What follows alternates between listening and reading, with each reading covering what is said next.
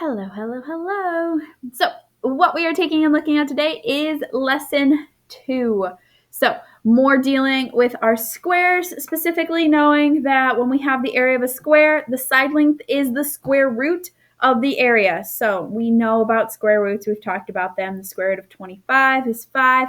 It's the one number that times itself gives us that number. So the square root of 36 is 6, so on and so forth. We know these things.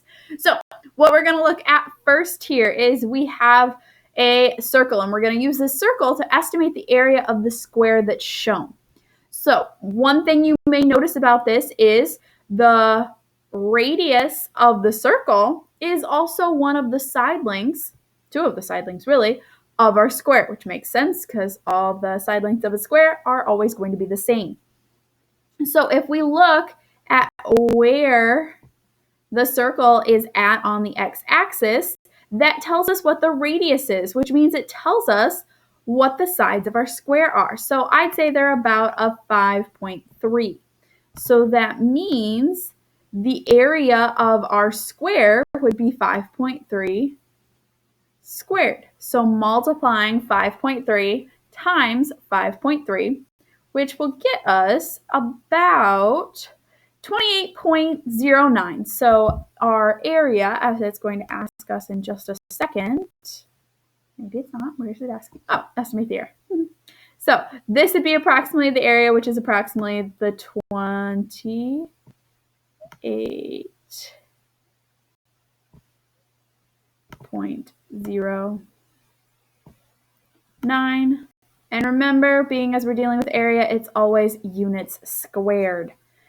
So moving on to the next part, we're going to use the grid to check our answer to the first problem. So how we do this is based on what we did last time. So remember last time we took and we did all the decomposing. So we found a square that was bigger than the original and then subtracted away all those triangles. So that's what we're going to do on this problem. We're going to take and look at finding what the area of the square is using decomposition because we have the grid.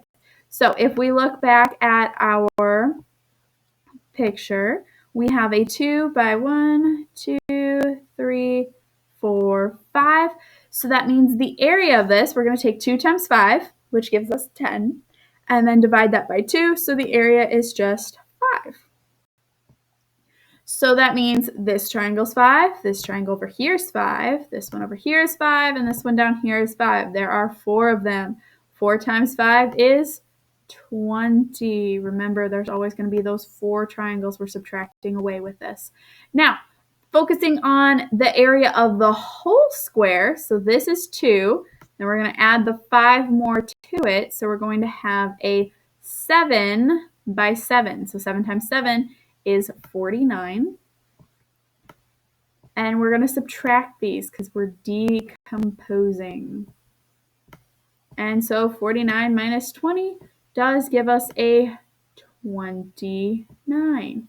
So our estimation obviously was a little bit off. Our 5.3 was probably a little too small, so we were a little off with estimating, but we were fairly close. So that shows that using the decomposing and using estimation, we can get fairly close knowing what using the circle and seeing that the radius was about 5.3 got us a close approximation for what the area of that circle actually was. Whereas when we do the decomposing, because we actually have the grids, we get our exact answer of 29 units squared. Remember, it's always units squared. Okay. So the sides and areas of tilted squares. So we're going to find the area of each square and estimate the side lengths. Obviously, we're not going to use our geometry toolkit because you guys don't have this in front of you and can't work with it, but we're going to take and figure out approximately what the areas are and their side lengths. So this is all decomposing, so lots of decomposing in this once again. So we've got a 2 by 1, 2, 3, 4, 5. So once again, this is going to be 7 by 7, so 49. Keep that in mind. 49. It'd be helpful if I could write. And so 2 times 5 is 10. 10 divided by 2 is 5. So this is the exact same one that we just did. So we know that for A, let's see if I can write an A for you guys. A is going to have an area of 29 units squared, which means the side length is between 5 and 6 units. So 5 to 6. We know it's got to be somewhere in between there because 5 squared is 25 and 6 squared is 36. And 29 falls right in between there. So we know it's somewhere between that 5 and 6. So now we do the same thing for B. So if we look at B, we've got 1, 2, 3 by 1, 2, 3. So that means we have a 6 by 6. This one's going to be a 36. That's supposed to be a 3. 36 for the overall area. And then 3 times 3 does give us 9. Half of 9 is 4.5. So we're going to take that 4.5 and multiply it by 4 because there are 4 triangles. So 4.5 times 4 gives us 18. So we're going to take 36 minus 18, which you guys should know is 18. Now, if we think about our squares, what should our side length be? Well, if we think about 4 squared, that's 16. 5 squared is 25. So we know our side length is somewhere between 4 and 5. So it's somewhere in between these two because we know 4 is 16 squared. My goodness, I cannot talk. 4 squared is 16 and 5 squared is 25. So our side length is somewhere between those two. All right, our last one, C. We have a 2 by 1, 2, 3. So all the way around, we're going to have a 5 by 5. So that gives us 25. And then if we look at our triangles, 2 times 3 is 6. 6 divided by 2 is 3. So all 4 of these triangles are going to be 3. 3 times 4 is 12. So we're going to take 25 and subtract our 12 from it. And so we will end up with 13. So the area of square C is 13 units squared. Remember, it is always units squared for these things. So thinking about our perfect squares, 4 squared we knew was 16, so 4 is on the high end of this, which means that 3 is going to be the low end. So we know that our side length has to be somewhere between 3 and 4 because 13 is between 9 and 16. So keeping in mind how we take and do these, you have to know your perfect squares. So knowing what our values are in between and knowing those perfect squares.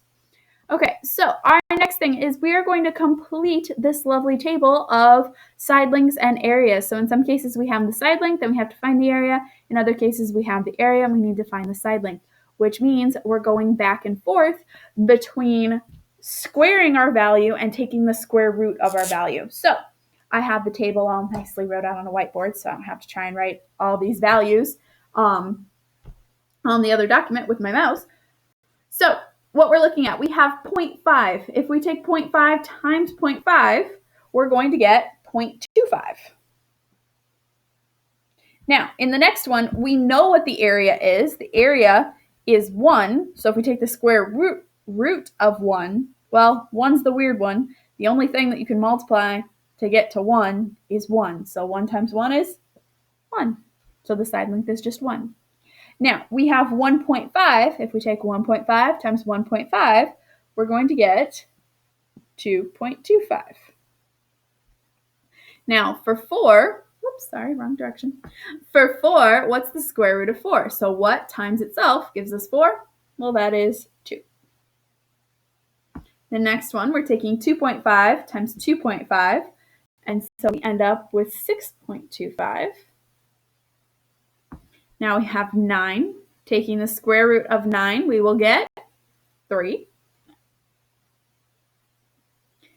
And 3.5 times 3.5 will give us 12.25.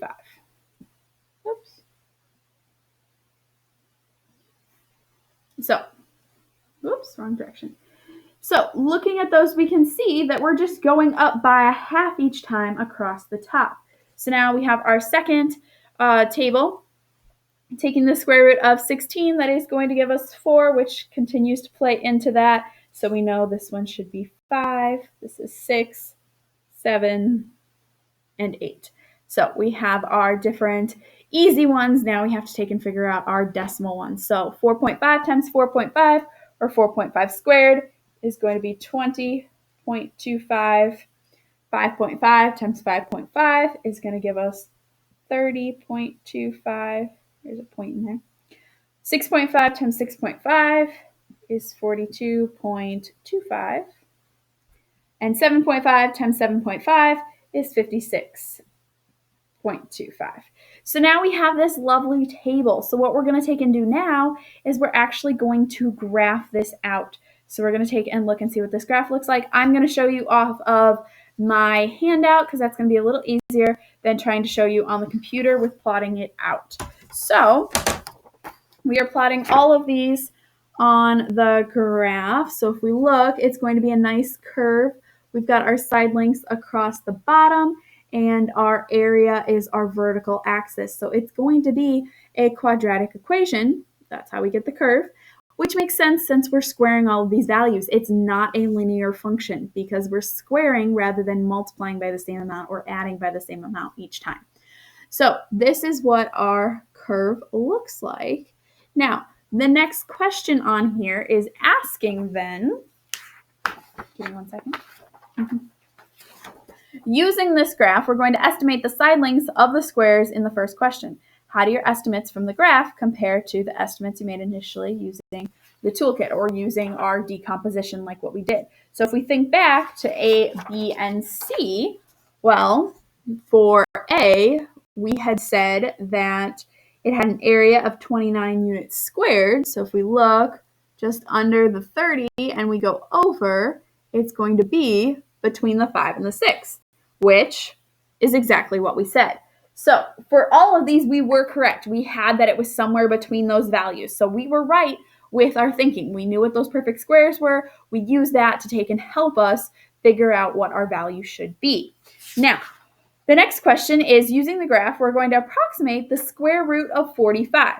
So if we look at 45 on our graph, let me find a pen real quick.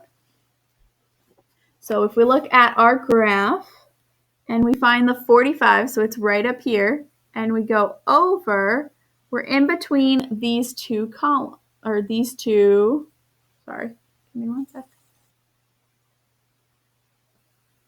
These two right here. So notice I marked them there and there. So if we go down, oops, very complicated, we're going to find that it's between 6 and 7, which should make sense to you guys. 45 is partway between 36 and 49. The square root of 49 is 7. The square root of 36 is 6. So 45 should be somewhere in between them, which is what we're seeing on this graph here. So it holds true. This will always hold true. Taking and having any area, we always should be able to know that it's going to be some number in between two certain values, knowing what our perfect squares are and whatnot. Okay? So keeping that in mind, you have your practice problems. Once again, I will have those PDF for you available. Make sure you circle your answers as you're taking and doing these. That way I can take and find what the solution is. Once again, I forgot to say what the key word was before we began. It is square roots. So using your square roots is how we do these problems, knowing square roots. Square root is your key word. So in Canvas, when you're asked that question for credit, the key word from today was square roots. Okay? Alrighty. Have a wonderful week.